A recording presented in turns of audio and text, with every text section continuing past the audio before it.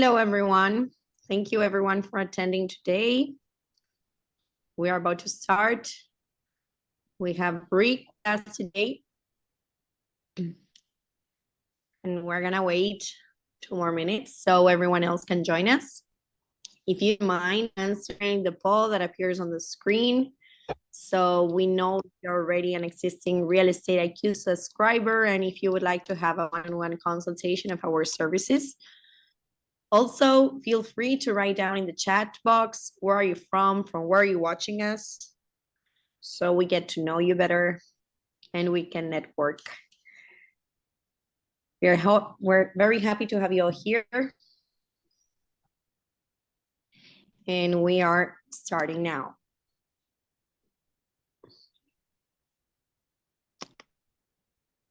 I'm sorry, I don't know why my presentation is not working properly.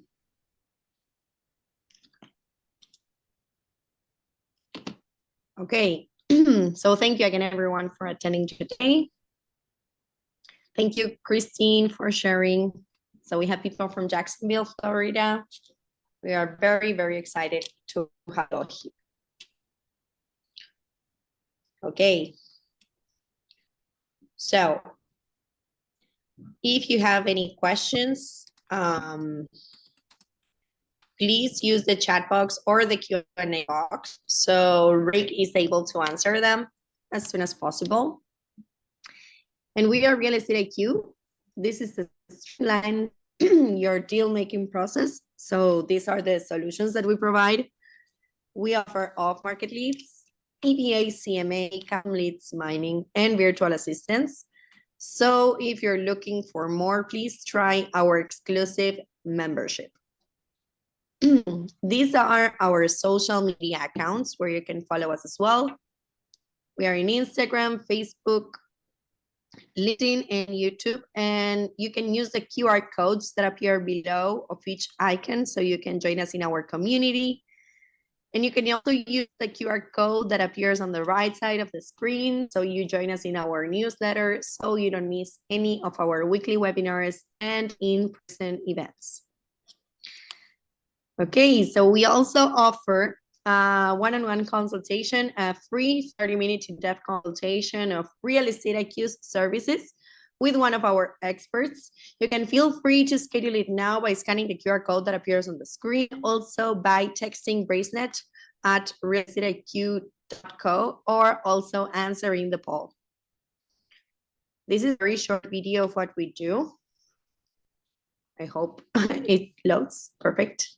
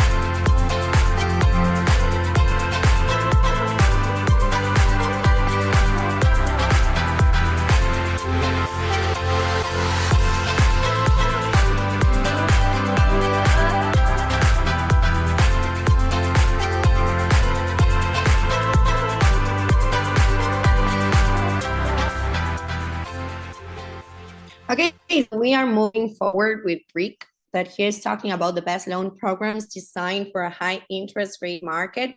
We were going to do a demo of the portal, but unfortunately, the person from our sales team is not able to attend. So sorry, Rick, for that, and thank you everyone for attending. I guess you have a really interesting question in the chat box, Rick, when you want to read it, and if you guess if you think you can answer it, I will stop sharing my screen so you can move forward with your presentation. And again, thank you everyone, and especially Rick for being with us.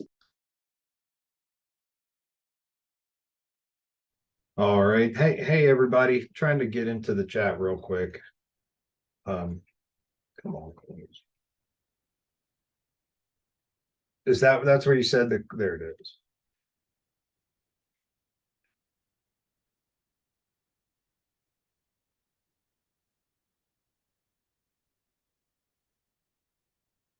So to answer that question, from Jacksonville, Florida, possible, yes, probable, no. Right now, Fannie Mae, Freddie Mac, FHA, all will allow you to buy a duplex, triplex, or fourplex as a primary residence, with 5% or less down payment. Now, there's also a new program out from Fannie Mae that has a $5,000 grant. So, under the right circumstances with some down payment assistance or some grants, you could definitely buy a house with less than perfect credit as an investment and get started in the investing world with little to no money down. But again, FHA and the VA are everybody's gonna want 5% down on those products, or 3.5% minimum, and so you will be confined by that. All right, I'm going to share my screen and we can get started.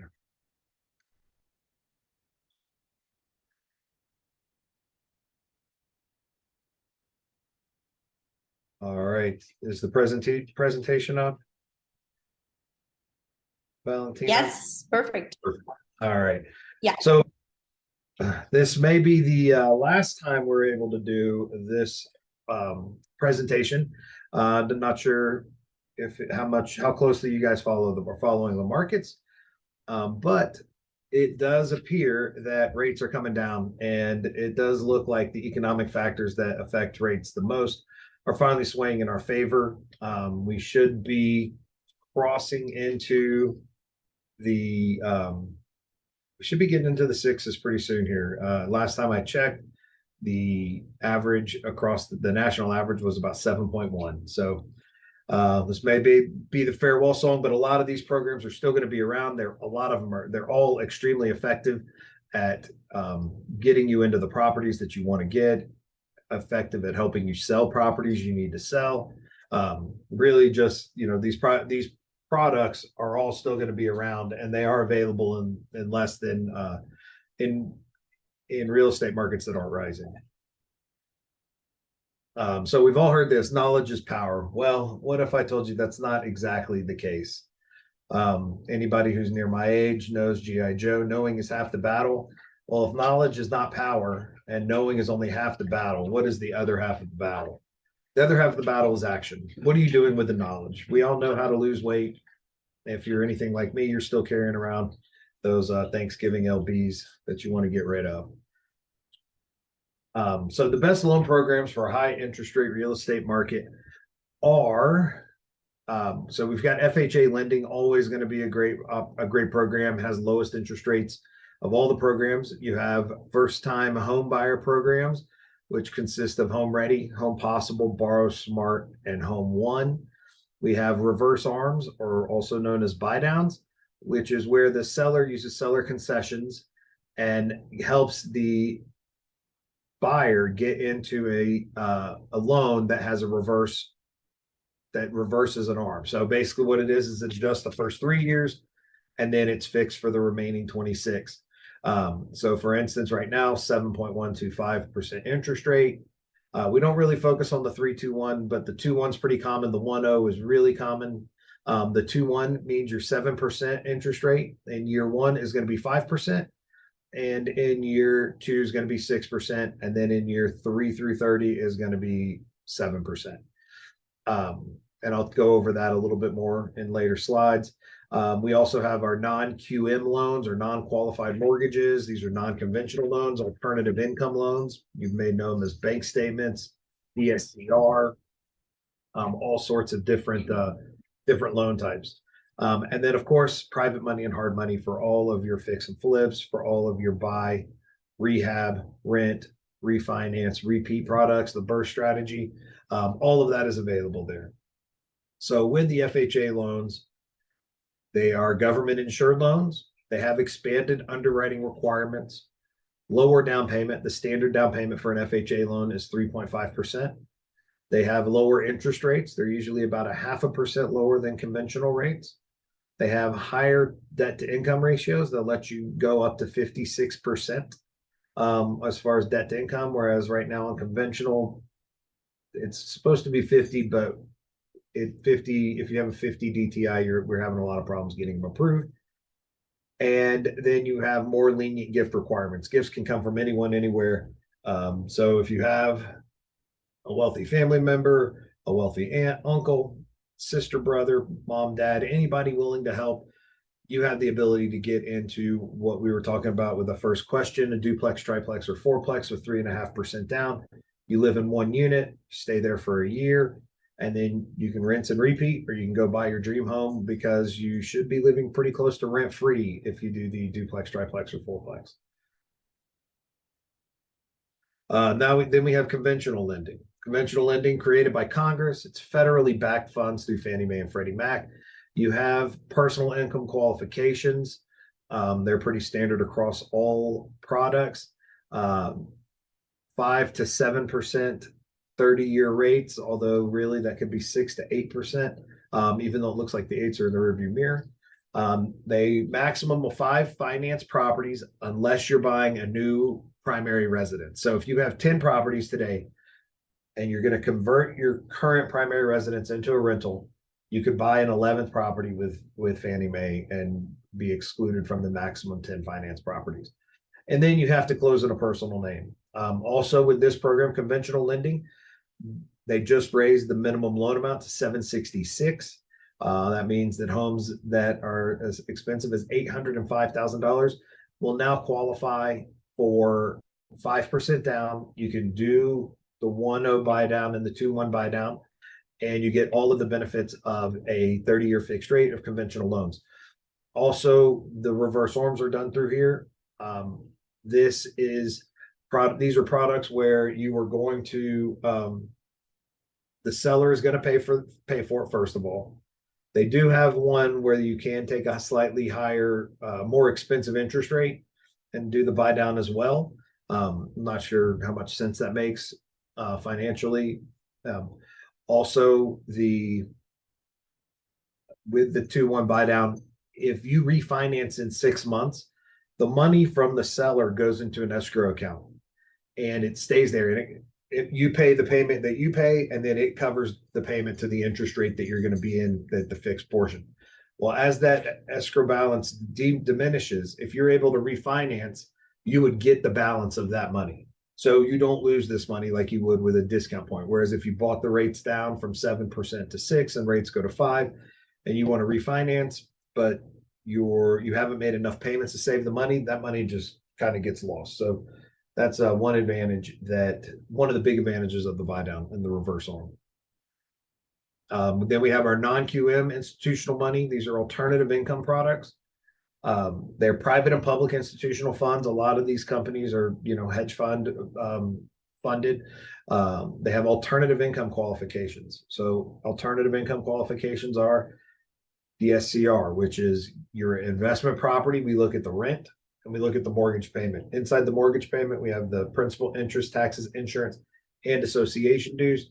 We'll go over more later in the file about calculating that, but it takes the rent versus that payment, and then it allows you to refinance the home and and get a 30-year fixed rate too. We have these rates are going to be 7 to 11%. They do have 40-year fixed, and most of the loans will be interest only. They typically do not have maximum finance properties, although most entities do not want more than 20 loans with a single person or entity. You can close in an entity name, and you can go up to 90% loan to value on all their primary residence products. Then we have our private and hard money lending. A lot of you already know about this. Private and hard money lending is basically it's institutional or individual funds. Like with my company, we are individual funded. We loan to person A, and then we turn around and we sell that loan to person B. They get the first lien position. We service the loan. We collect the payments. We pay the payments. That's basically the individual funds. We do not use income qualifications. Instead, we look at ability to repay. We have to verify that you have a job or you have an ability to make sure you can pay us the monthly payment, which will be based on an interest-only payment.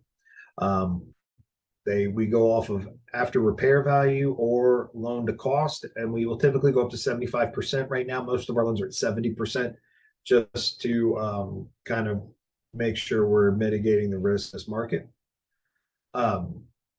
We have 9% to 12% interest rate loans, 6 to 24-month loan terms, interest-only payments. The loan term is determined by the size of the rehab budget or your project. If you have a project with a small rehab budget, but you're going to lease it back to the current owners for 4 months, we would look at a 9-month loan.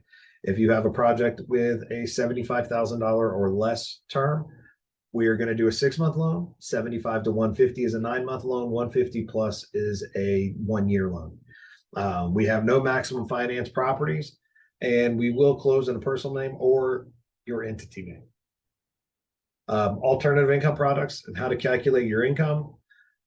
So the alternative income products consist of a bank statement product, which will allow you to go up to 90% loan to value on a primary residence. So if you are someone who's either a little behind in your taxes, your tax filing, or you've been self-employed for a while, you had a really big year, you can buy a primary residence with a bank statement product with only 10% down, and that's typically up to $2 million loan amounts. We will go off of business bank statements. If we're using business bank statements, we're going to use between 50% and 85% of your deposits minus all transfers. If we're using personal bank statements, we'll go up to 100%. The 50 to 80, 50 is the standard. 85 if your CPA will write a expense letter for you stating that your company only uses about 15 to 20% expenses. We also have a 1099 and a profit and loss product. We're just going to go off of your 1099s. That's your income. We don't look at the bank statements. We calculate all your debt to, we do a 50% debt to income ratio, just like a standard loan. And we use your 1099s.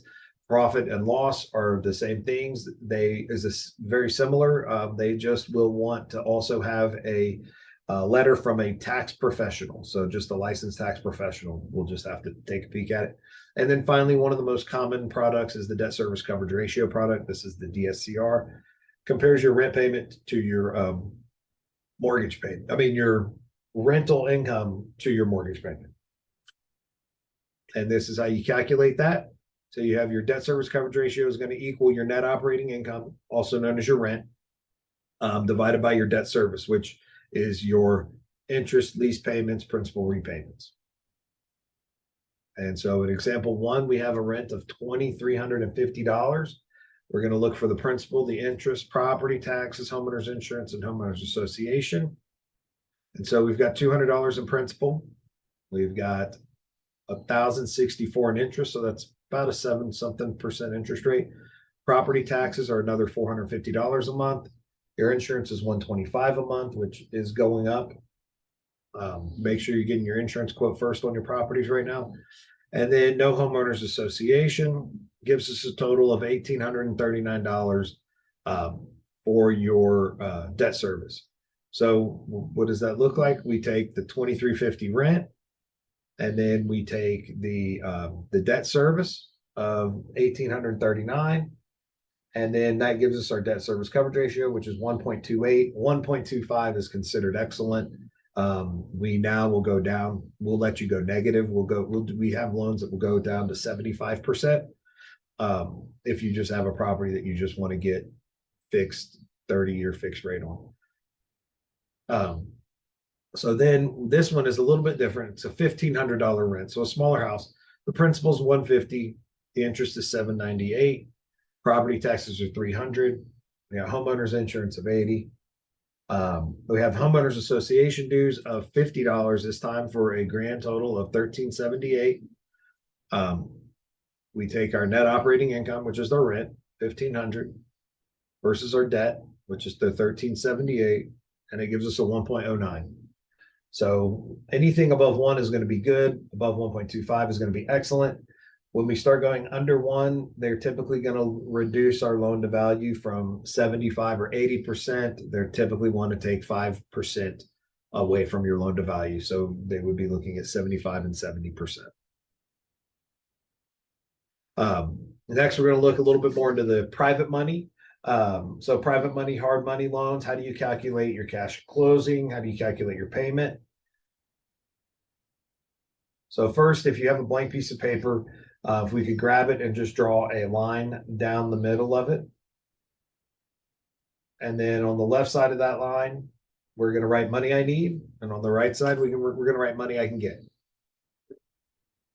On the money I need is going to be the purchase, the rehab, the closing costs. And on the money I can, and then that's going to give you a total. On the money I can get is going to be the percent of the ARV. Like I said, most of ours are at 70%. And then we're going to have the total there. So first we're going to look at this. This example is a $245,000 purchase price, $75,000 rehab, closing cost of about $12,000 for a total of $332,000 for a project price. We're stating that the ARV is going to be $450,000. So we take 70% of $450,000, we get $315,000. So your cash to close is basically the difference. So that's about $17,000. So this loan, you will be able to get it closed and funded with about $17,000 cash out of pocket. We do, as a private entity, we do like to see some skin in the game. So we would probably want about $30,000 to get this loan closed. The numbers would obviously look a little bit different, but we would still make sure that they work to your advantage. If you're doing the BRRRR strategy, we would make sure that you can still get the maximum cash out on the refinance. And then if you're flipping it, we can, figure out how to make it work to your benefit for there as well. Same thing, example number 2, it's going to be slightly different numbers, but same concept. We have our purchase, our rehab, our closing costs for a grand total. And then we have our 70%, our ARV, and our 70 for that total. This one is $165,000 with a $42,000 purchase price. Closing cost of about $9,000 and a total of $216,000. And then we have on the other side, the money I can get is $280,000 ARV. At 70% is $196,000. So the difference is, if your cash to close equals the difference, so that's going to be $20,000 in this one.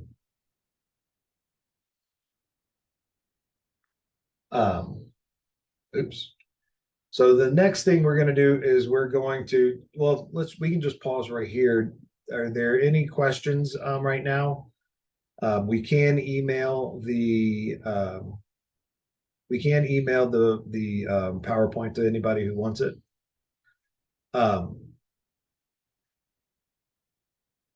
All right. So the next thing we're going to look at is how to calculate your private or hard money loan payment, or really any interest only loan payment that you may have. With this, basically, it's somewhat simple. You're going to take your loan amount and you're going to take your interest rate, and then you're going to divide it by 12, and that's going to get you a payment. So, we call this the quick and easy. So a $320,000 loan amount at 10.99% interest is 320 times 10.99%, and then divide that by 12. So it's a $2,931 per month payment. Now, whenever you're in an interest only loan, you have to remember that your mortgage balance it doesn't decrease unless you specifically apply funds towards principal. So one thing is that when you go to get your payoff, there's going to be a little bit of interest tacked onto your payoff. So in an example like this, 320, you made 4 payments. You still owe 320 plus the interest that will be owed in the time to get from the last month's payment to the payoff. So just something to kind of consider. This is the fast and accurate. So it takes your loan amount times your interest rate divided by 365 days in a year, and then times however many days are in that month. So on a 31-day month, it's 2,987. In a 30-day month, it'd be, 28, probably like 2840. And then in February, it'd be a really nice payment. So, you have all this knowledge. We just went over a few of the programs that are out there, and you utilize current lending programs. So, how are you going to be able to put these together to make the most out of it? Well, first you want to team up with local and experienced loan officer like myself. We can create flyers. We can hand them out at open houses on any properties you want to sell. You can also refer any client. Information is free. We try to educate everybody before we pull credit, before we do anything. You can get with your realtor, as the realtor, you can get with your sellers, pre-price in your concessions, let them know about the buy down products so that you can, mention it whenever whenever you're negotiating. Because if somebody has the ability to buy a house at 5% right now, that's going to make it a lot more appeasing than at 7%. We can advertise the buy down rate. Also know your market. Is their buyer an investor? Are they first time home buyer, or are they a fifth time home buyer? First time home buyers right now, home affordability is very big. Just about every state is working with affordable products. Most of the changes that we're seeing in the mortgage guidelines right now are moving towards home affordability. That's why we have the buy downs to help people get in the house for those first couple of years, allowing them to kind of work their way up to what the payment's going to look like once it's at the fixed portion. So just a bunch of different things. And right now with the first time home buyers, they have reduced interest rate, we call them loan level pricing adjustments. So right now they're reducing or removing them from first time home buyers. First time investor gets 15% down payment. So if it's your first investment home, you can buy it with 15% down payment. It is expensive. And then, like a fifth time home buyer, they're going to want different things. They're more established. They're probably going to put a lot more money down, maybe even pay cash for a house at that point. So, these are just all factors that, as a flipper or realtor, you really want to be considering. And again, the first time home buyer products are just, they're just getting stronger, and they're going to continue to get stronger while there's not a lot of supply on the market. And then also make it a win-win. The buyer wins, the seller wins, the realtor wins, the loan officer wins, everybody wins. That's always going to be a lot more beneficial. We're often asked, outside of like, what's my interest rate? What are the terms? One of the big questions we get is, how much house can I afford? So whenever we're looking at how much house you can afford, it's, your monthly budget, it's the loan type and the programs. It's, you got to utilize the MLS to find the house. There's going to be some escrow with title. You've got your mortgage interest rates, your debt to income, and then a mortgage affordability calculator. So the quick and kind of easy way of looking at this is you take your monthly income and you divide it in half. You deduct expenses. You deduct your expenses that are on your credit report.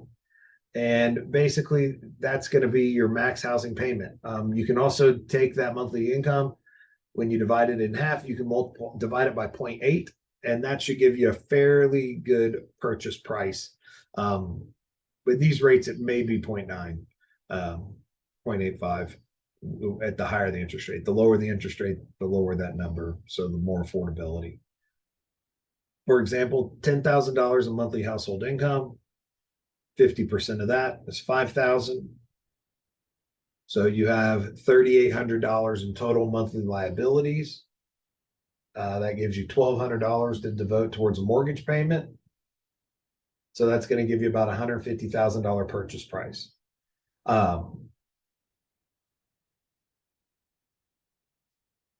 And so one thing, whenever you're doing this, your monthly income is whatever you're paid. If it's self-employed, your income is going to be derived from your tax returns. If we're going conventional, these are conventional standards. Self-employed, your income is derived from your tax returns. If you're a W-2 employee, it's going to be derived by your W-2 and your paycheck stub. They're going to look at both. If they're increasing and it's because of a raise, we're going to get to use the increase. If it's increasing just because of hours worked, we're going to look at an average over the last 2 years. If it's increasing because you now get bonuses or commission, we're going to take a look at that as well. Also, if you receive child support, Social Security income, separate maintenance or alimony if you got divorced out of state. If you receive any of that, that number also goes into our household income. All right. And likewise, if you're paying any of that, well, not Social Security, but if you're paying child support, if you're paying spousal maintenance or some sort of alimony, all of that goes into your liabilities. So the numbers can look dramatically different pretty quickly depending on where exactly everything falls and what your debt to income looks like. $10,000 on somebody who has less monthly liabilities is going to be able to buy significantly more house. $3,800, probably got two pretty nice cars in that, hopefully. And then, the other thing is, one thing we also hear now that you know how to kind of calculate how much home you can afford, we hear a lot of people saying they want to wait. They want to wait for interest rates to go down. I used to always say this without the real knowledge, but now I actually have the real knowledge. The best time to buy is always now. They're waiting when you factor in appreciation and amortization will never benefit you. The next scenario I'm going to show you, the next slide I'm going to show you, has a 1% interest rate drop in 6 months and a 1% interest rate drop in a year. And what it shows is that when you factor in the appreciation and the amortization, which is the payment portion that goes to principal on the loan, you're going to benefit. So this is the cost of waiting. This is in Florida. The loan today, which this was a couple months back, so seems like years. The loan today is at a 6.5% interest rate. Your property value is $1 million. You put 20% down, you get an $800,000 loan on a 30-year fixed rate mortgage. Your down payment is $200,000 cash. That's out of your pocket or out of the equity from a previous sale. Your interest rate is 6.5, and your APR is 6.605. So the APR factors in the loan cost when you're dealing with the interest rate. So in 6 months, the rates go to 5.5. You have appreciation. So all the homes that have sold in between now and then have made this home about $20,000 more expensive. I can also tell you this right now. The indexes just came out from Case-Shiller. They're all predicting in this last year that we will finish the year with a 5%, about a little over 5% appreciation nationwide. So, of course, there are some pockets that lost money, and of course, there are some pockets that had 10% appreciation. But in this market, homes are still appreciating. There is a serious supply issue, which is definitely helping homes maintain their value. So the same home, but now it's $20,000 more expensive. Your loan is $16,000 because that's the new 80%. Your term is still 30 years. Your down payment is now $5,000 more expensive, or $4,000. You get that lower interest rate, and you get about the same cost. It's about a tenth of a point in cost. And then, this is what it looks like if we waited 1 year. In 1 year, you're going to be at 2.95 appreciation, which is going to be $1.03 million. It's an $823,000 loan. So the loan's going to be about $200 more expensive a month. Same 30-year fixed rate. Down payment went up to almost $6,000. You get that lovely 5.5, and you get a 5.607. So these are what the base numbers look like. When we come over here and we look at it compared to your 30-year fixed, when you waited 6 months, you save $420 a month in payment because of that 1%. And when you waited 1 year, you save $380 a month. You don't get the $20,000 in appreciation. That's my money that I get to keep if I were to sell my home that I bought today. And you also didn't pay down your mortgage, almost $4,000. So the total cost to wait is about $24,000 for this person. They waited and they actually came out about $24,000 in the worst. Now let's factor in, what does it look like if we're going to refinance? This is in Florida. Texas, it would be a little bit more expensive, closer to $4,000 or $5,000. The payment difference is $2,526. So you deduct both of these numbers, and now we get $19,000. So it's about 1.9% beneficial to buy at the higher interest rate. If you wait 1 year, the numbers just get that much better because you get the appreciation and the amortization. Oops. One thing to remember, these numbers are a lot larger. Realistically, if we were talking, a regular home, this number would be like $3,000, regular home being like 400,000. This number would be like probably $8,000. But it's still more beneficial to you. If you can time the market, great. But when you factor in rents, when you factor in breaking leases, when you factor in that kind of stuff, timing the market is never going to work. Not to mention that Fannie Mae and they're forecasting a 6.5% interest rate through most of 2024. That's supposed to bring 5 million buyers to the market. So once these new interest rates start to kind of become common knowledge, we're expecting a lot more demand for homes. Inside of that demand, you're going to end up, home prices are going to rise pretty quickly. There's not enough supply right now out there.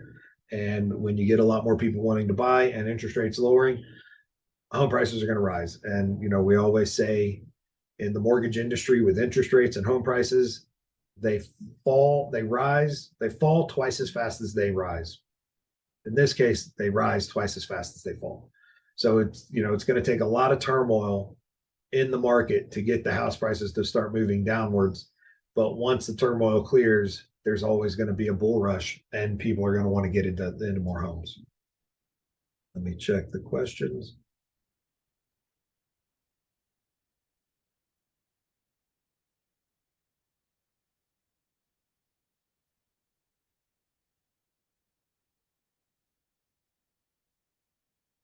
So your student loans do count against you as your debt. But if you're currently in a payment deferred situation, we're going to take 0.5% as your payment. So for instance, you have $30,000 in student loan debt.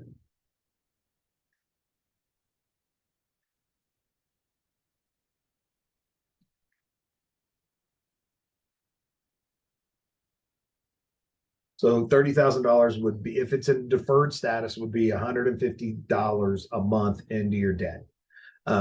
So it's pretty good. It's not a very bad situation. $100,000 in student loan debt, which may sound a little bit out there, but it's really quite common. Is about a $500 a month payment on your debt. So don't let student loans be the determining factor of if you buy or if you don't buy.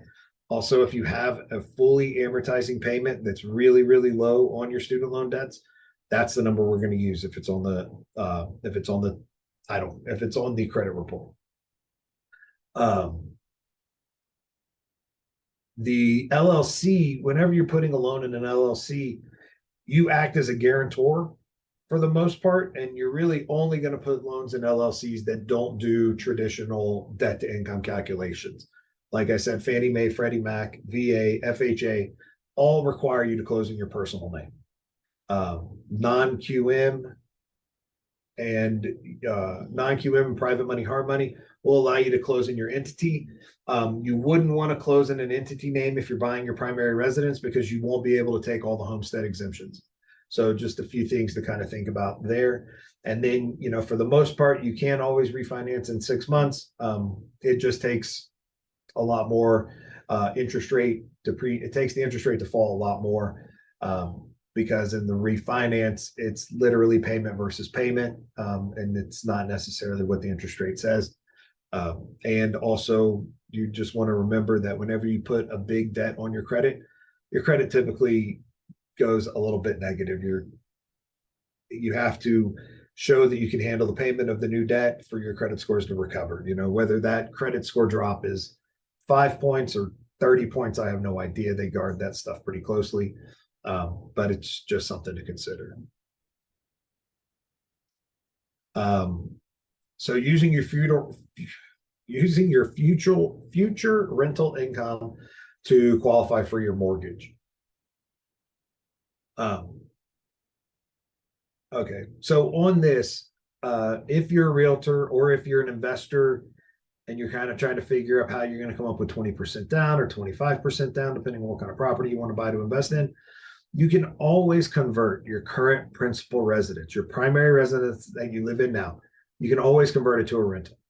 What that consists of, it consists of a 1-year lease, and it consists of 1 to 2 months of deposited checks. What that looks like is it can be a security check and first month's rent. It can be first month's rent and second month's rent. It can be first month and last month. Most of the products do only require 1 check. So it would be, it's typically the security deposit and then the rental income. Now, you refinance, you were smart, you bought your home, you refinanced your home in the last 3 years, and you have a 2.75% interest rate. However, the home just doesn't work for you anymore. You need to move. You've just outgrown it in the last 3 years. A lot of people are not wanting to move because they do not want to lose that interest rate. Well, what we say is don't convert the home to a rental, rent it out, get the cash flow. We'll be able to count the cash flow towards your income. We use 75% of the rent. So a $2,000 rent is $1,500 a month in income. If your mortgage payment's at 2 point something, it's probably going to be about $1,200. So we'd be able to add about $300 to your income every month. And then all you do is you just get that signed. They do not have to move in the day you move out. So you can sign them up, and their move-in date can be as little as you do not want it to be greater than 60 days out. So they sign the lease today, they give the security deposit, they move in 60 days, you go make an offer on a home, you close in 45 days. In 45 days, we close, you take 3 days to move, and then you still get to clean the house at your own leisure for your new tenants. So, if you hear people not wanting to move forward because they have a great interest rate, there's a way to make the most of everything. 5 pitfalls to avoid as a real estate investor. So number 1, you make your money when you buy. Someone once told me the only negotiable number in the entire process is that purchase price. Your rehab is your rehab. If you go cheap, it's going to be cheap. If you go expensive, it's going to be expensive, but the cost should be pretty much the same. When you go to sell your home, you're paying holding costs, you're paying all these costs. You might not be able to be as price insistent as you want when it comes to selling the house. Next is have a backup plan to your backup plan. When things go wrong in real estate, 9 times out of 10, maybe 99 out of 100, there's usually only one solution, and that's more money. Whether it's covering holding cost, whether it's something was missed in the rehab quote, whatever it is, the typical solution is more cash. Number 3 is in God you trust, verify everyone else. Don't take people's word for it. Don't send us a deal where the wholesaler is telling you it's worth $400,000 and you didn't do any research on it. It's, you've got to know your numbers better than the people you're trying to buy from. Market, connect, and repeat. So basically, never put the phones down. You always have to be marketing. Always, always, always. It's just something that, is just, it's the first thing we want to quit, and it's the last thing we should quit. And then follow up. Some sales statistics will show that not many sales are made on your first contact. The vast majority of them are made in the double-digit contacts. People like to work with people they know. If you're talking to someone on the phone 5, 6, 7, 8, 9, 10, 11, 12 times, you're going to develop some sort of relationship and commonality, and that's going to help you to close deals. You have to be around. What have you done for me lately? Here's a little something on how to determine whether a deal is good or not.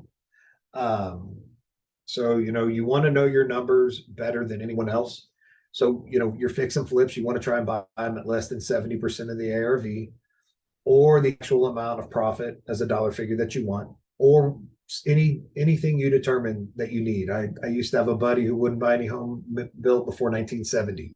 That same buddy also, every time he bought a home in the same neighborhood, he would always reset people's rent to try and get them to where they were all expiring in June. Like he wanted them all in expiring in that April, May, June, so that he could, so that he would have the strongest market to lease them out again. Until one year, 3 of his properties were vacant at the same time. And so he had 3 rentals and he only bought 3 twos. Like he picked his houses out very, very, very particular about the homes he was buying. But he ended up putting the exact same home on the market 3 times. So he was showing it to the same person. He wasn't the realtor, but his realtor was having to show the house to the same person because they were looking at each one. And then they were negotiating against each house, but he was the landlord of all of them. And so that day he told me he was not doing that anymore. You're buy and hold, a little bit more lenient on the percent that you buy of ARV, because you're going to keep the house. So you're going to get appreciation. You're going to get amortization. You're going to get ideally a tenant paying your entire mortgage payment. 1% rule is the home should rent for 1% of the sales price. And then, do you have your own metric that you want to put in there? Ground up construction, not all land is created equal. Does it have frontage? Does it have access to other things? Does it have electricity? You just really want to make sure you're looking at all that. What is the highest and best use? And then what kind of permitting issues may you run into? The top tender, I don't know why I can't talk. The top 10 lender junk fees smart investors avoid. So basically, appraisals and other lender fees, we're waiving our appraisal fee right now. We do a desk appraisal in-house. Loan rate points, what you quoted them, were they quoted? Do you have extension fees? What are they? Prepayment penalties, servicing fees, payoff fees. If you're paying $25 a month to make a payment to someone, you probably want to look at that, make sure you're factoring that into all the cost of the loan. Payoff fees, are you going to charge me to buy my, charge me to ask how much I owe you, which I already know that number. Inspection fees, if you have 6, 7, 8, 9 draws at $200 an inspection fee, that's also all of a sudden a pretty large cost. How quickly do they fund draw requests? Are they adding additional wire fees? And do you pay interest on undrawn rehab budget? Undrawn rehab budget is the way a lot of these guys are, incentivizing rates, giving other programs. They're charging you on money that they haven't given you. So it's 100% profit.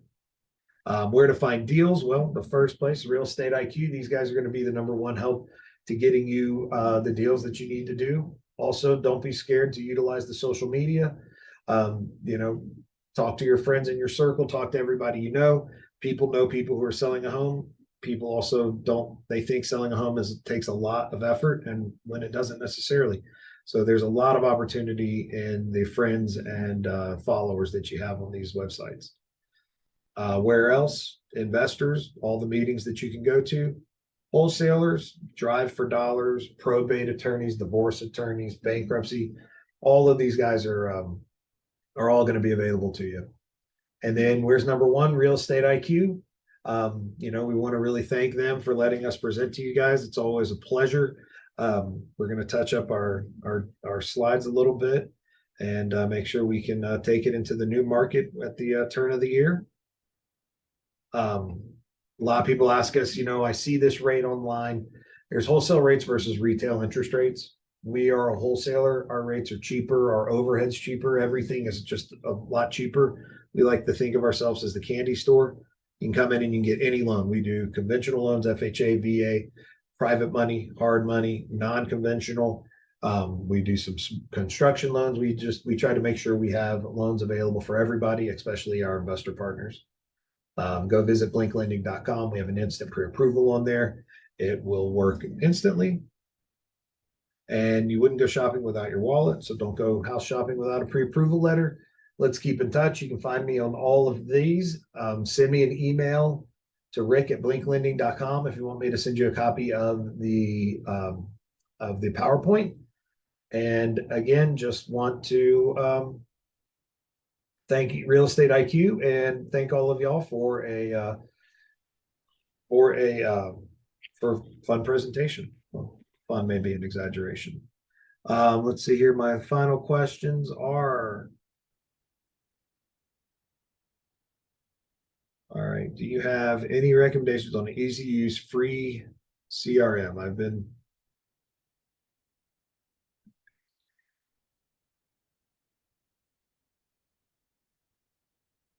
Unfortunately, I do not have a recommendation for that. It's just going to be, the one that gets you, that kind of does it the quickest and the best. I wish I had a recommendation though, but I do not. Are any other questions before we shut off? Valentina, are you there? I'm here. Thank you, Rick. I was waiting if anyone else had any more questions. If that's not the case, thank you again for attending today, everyone. Rick, someone is asking you, where are you located? Physically, I'm located in Santa Fe, New Mexico, but license-wise, I'm licensed in New Mexico and in Texas. And here's my email address.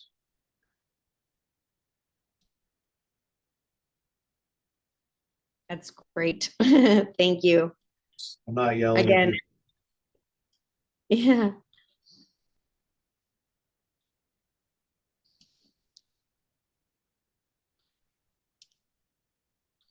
I will share it to everyone. Share because it wouldn't let me go to everyone. Yeah. Now it's there. All right. I hope everyone is okay and has no more questions. And thank you, Rick, for this amazing webinar. I hope you have a wonderful day. Thank you. Have a great one. Thank you for attending. Bye-bye.